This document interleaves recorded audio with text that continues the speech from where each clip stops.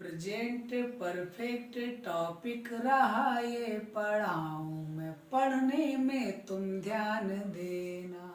Present perfect topic रहा ये, पढ़ाऊं मैं पढ़ने में तुम ध्यान देना। न भूलोगे मन में बसाएंगे ऐसे, न भूलोगे मन में बसाएंगे ऐसे, बड़ा खास है टेंस ये मान लेना। अंग्रेजी का ज्ञान सिखाना है ऐसे, काम आसान बनाना है ऐसे। क्रिया के अंत में गर चुका है चुकी है हो, या है ई है ए है, आ है ई है ए हो। वर्तमान में कार्य पूर्ण हो चुका होता, तभी तो हिंदी में नाम पूर्ण वर्तमान होता। लिया है, दिया है, आ है, किया है, लिया है, दिया है, किया है जो आए, तो ऐसे भी शब्दों से पहचान लेना। अंग्रेजी का ज्ञान कराना है ऐसे, काम आसान बनाना है ऐसे। तो dear friends, welcome to Sky Estimate. और ये वीडियो रिलेटेड है हमारा टॉपिक प्रेजेंट परफेक्ट टेंस। हमने एक फिल्मी गीत की धुन पर इसकी पहचान अब तक आपको बताई, और थोड़ा समझ लेते हैं आसान और बिल्कुल गद्य वाले शब्दों में। उसके बाद हम इसके नियम भी बताएंगे और एग्जाम्पल्स भी। तो पहचान क्या होती है? हिंदी वाक्यों की क्रिया के अंत में ग चुका है, चुकी है, चुका हूँ, चुकी हूँ, या है, ई है, ए है आदि शब्द आते हैं, या फिर आ है, ई है, ए है की साउंड आती है। जैसे मैंने ये बॉक्स आज ही खरीदा है, उसने वो घड़ी बेच दी है। ऐसा नहीं होती है कि प्रेजेंट टेंस में अर्थात वर्तमान समय में एक कार्य पूर्ण हो चुका होता है। तो क्रिया के अंत में जो शब्द आएंगे वो हमने गीत में भी शामिल किए हैं और नीचे भी लिख दिए हैं। आशा करते हैं ये पहचान आपकी क्लियर हो गई होगी। एग्जाम्पल ले लें पहचान के लिए। जैसे तुम खाना खा चुके हो, मैं पत्र लिख चुका हूँ, वे घर चले गए हैं, मैंने ये पुस्तक आज ही खरीदी है। तो इस प्रकार के जो वाक्य होते हैं वो प्रेजेंट परफेक्ट टेंस के होते हैं। तो आइए अब हम बात करते हैं इसके रूल्स के बारे में। सब्जेक्ट के संग में हैव आता है, परफेक्ट टेंस सदा वर्ब थर्ड लाता है। ही सीट एक वचन हैज को लगाना है। आई व्यू दे प्लूरल हो तो है बुलाना है। ऐसे समझो, ऐसे जानो, रूल्स को यूं पहचानो। अदर वर्ड्स फिर जोड़ देना है पीछे, अदर वर्ड्स फिर जोड़ देना है पीछे, यूं बन जाए सेंटेंस ये जान लेना। अंग्रेजी का ज्ञान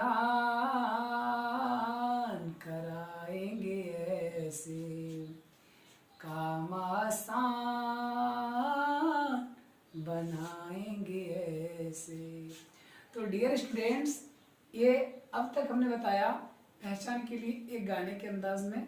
और अब समझें क्या इसका स्ट्रक्चर है। गेट, उसके बाद में हैज या हैव लगाते हैं, वर्ब की थर्ड फॉर्म, उसके बाद में ऑब्जेक्ट या अदर वर्ड्स। ये थर्ड फॉर्म चाहे एक वचन सब्जेक्ट हो या बहुवचन हो, सब में वर्ब की थर्ड फॉर्म लगनी ही लगनी है। परफेक्ट टेंस में लगती है, चाहे वो किसी भी टेंस का परफेक्ट टेंस हो।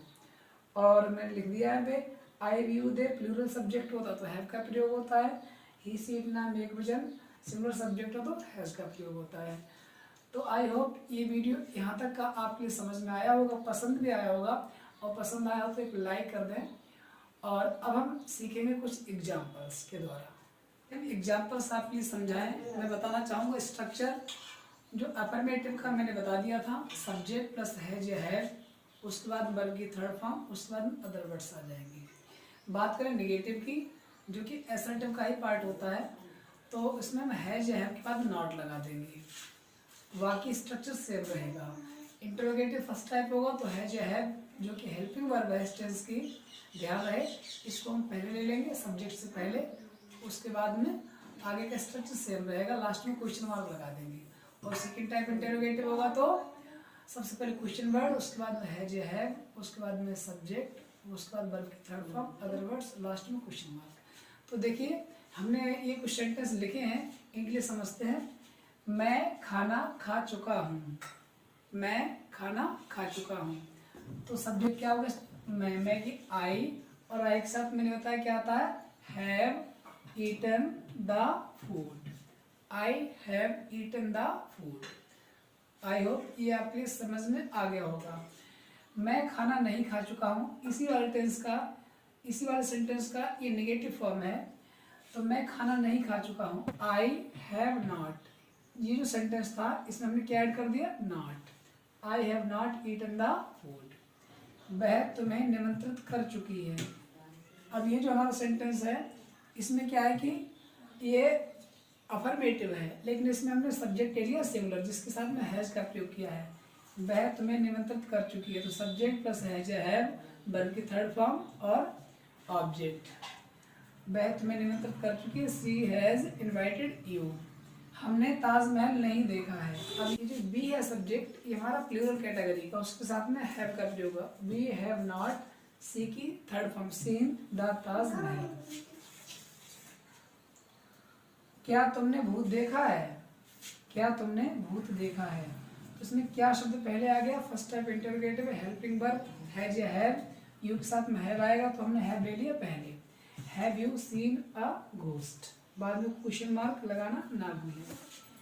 और हवा को किसने देखा है, तो इसमें किसने, इसमें क्वेश्चन वर्ड किसने है, और ये सब्जेक्ट का भी काम करेगा, क्योंकि जो किसने शब्द होता है इसे इंग्लिश में हु बोलते हैं, ये इंटरोगेटिव प्रोनाउन होता है और प्रश्नवाचक सर्वनाम होता है, जिसके लिए हम सब्जेक्ट के रूप में भी यूज करते हैं। तो हु वाला जो सेंटेंस होता है वो किसी भी टेंस का हो, असर्टिव की तरह बनता है।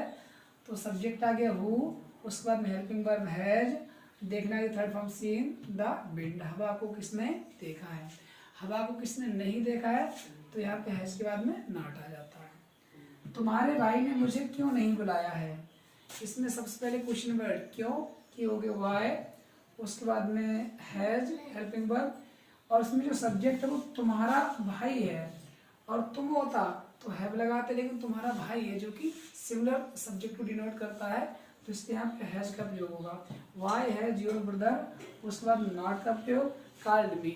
अगर हमारे इंटरव्यू सेंटेंस वो चाहे फर्स्ट टाइप हो या इंटरव्यू सेकेंड टाइप हो, उसमें नॉट का प्रयोग हमेशा हम सब्जेक्ट के बाद में करते हैं, अगर इंटरोगेटिव और नेगेटिव दोनों है तो ये थी हमारी आज की वीडियो, और ये सेंटेंस हमने लिखे हैं एग्जाम्पल्स के द्वारा समझाने की कोशिश करी। नियम पहचान हमने आपको गाकर भी बताए, समझाकर भी बताए, और आप 2 बार देखें 3 बार देखें, आपको समझ में आ जाएगा। और हो सके तो वीडियो को लाइक और शेयर अवश्य कर दें, इससे हमारा भी मनोबल बढ़ेगा, और हमारा प्रयास है हम आपके लिए और अधिक इंटरेस्ट के साथ और आसानी के साथ नॉलेज प्रोवाइड करें। बाकी बने रहें हमारे साथ, पढ़ते रहें, बढ़ते रहें। Thanks for watching.